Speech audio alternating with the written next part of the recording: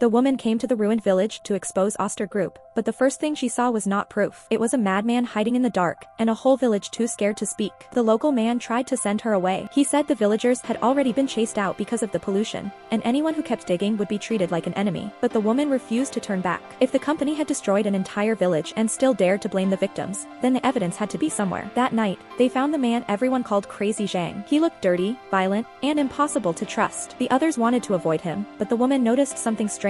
Every time danger came close, he did not attack her first. He blocked the way, shouted nonsense, and forced suspicious people to stay back. Only then did she realize he was not simply crazy. He was protecting her. When the local man told her to leave, the woman made her choice. She said she had the right to decide her own path. In the past, Crazy Zhang had also wanted justice, just like them. If he ended up like this, someone must have broken him. The next morning, Crazy Zhang rushed out again. The young man beside her almost hit him, but she stopped him. Hurting a mentally ill man would only bury the truth. Instead, she took out chocolate, softened her voice, and walked toward him. Everyone thought the madman would hurt her, but the next second, he reached out like a child and followed her into his hut. Inside, the place was full of trash, but the woman's eyes stayed sharp. She called him a friend and let him believe they were all on his side. Crazy Zhang became excited. He begged for food, smiled at the chocolate, and suddenly pulled out an old object as if it were treasure. The young man thought they had been fooled. There was no pollution report, no contract, no photo, nothing that could bring down Oster Group. But when the local man saw the mark on the old object, his face changed. This was not random junk. It was a private signal that belonged only to the old chief.